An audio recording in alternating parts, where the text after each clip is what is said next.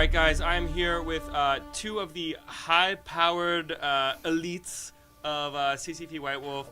I got Russell, I got Eddy. You are the senior transmedia developer, and you were working on Vampire Requiem. Yes, I'm the Vampire the Requiem developer. Vampire Requiem developer. And we actually both worked on the Vampire 20th Anniversary Edition. Yeah, both of us worked on that particular book. Tell us a little bit about sort of the World of Darkness to begin with, for people who might not be as familiar with it.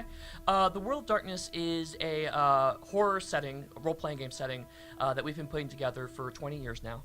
The flagship game for that is Vampire. We've had two versions of that, Vampire the Masquerade and Vampire the Requiem. And the idea behind the World of Darkness is just like our world, but it's a little bit darker. Things are a little bit grittier. Governments are a little more corrupt. Everything's just a little more downcast. That little bit of a gothic punk elements to it. Vampire the Requiem has a slightly different tone. It's a little more street level. It's a little more visceral than Masquerade, whereas Masquerade is a bit more glamorous, a bit more high-powered. And that's sort of the tonal difference. There are a lot of differences in the particulars of how the vampire society is constructed and stuff like that. What they both have in common is that they both present a compelling vision of an alien society living within our own. What other sort of aspects of the occult are you guys incorporating into this World of Darkness for the last 20 years? There's actually a lot of different games and game lines that come out of it, depending on whether you're talking about the classic World of Darkness, which is our original World of Darkness that we started 20 years ago, and the new World of Darkness, including Requiem, that we've been doing for the past 6 or 7 years.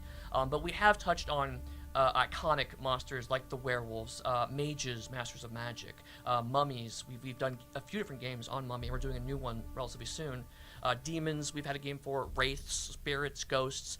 So a lot of different elements of supernatural, both classic myth, but also slightly more modern approach to things. Like we did a game called Promethean the Created, which was much more Frankenstein's monster and the golem, those kind of constructed things, which are a little more modern takes on. But the way that you describe the World of Darkness, just also in terms of just its grittiness and its like visceralness, is actually very similar to how The Wire is depicted. In fact, The Wire has been a major influence on the last several years of Vampire the Requiem.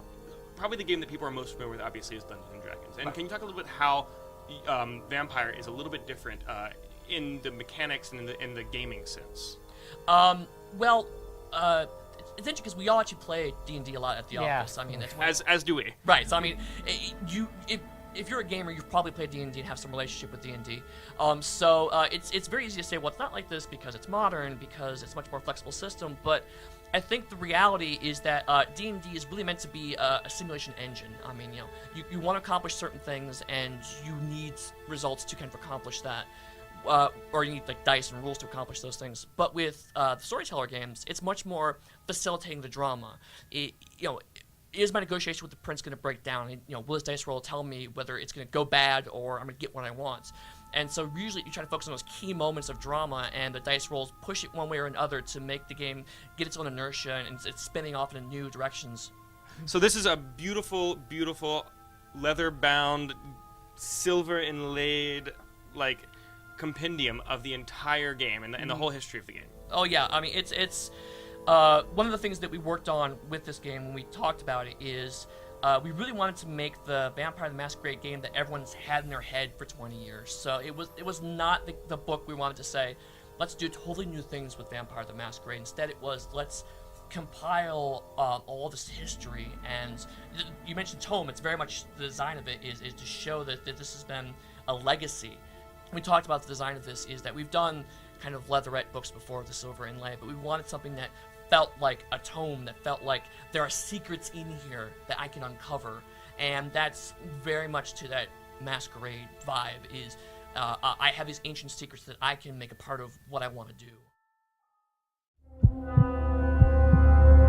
Let's say it was UFOs. Do you think the government would be able to keep something like that a secret?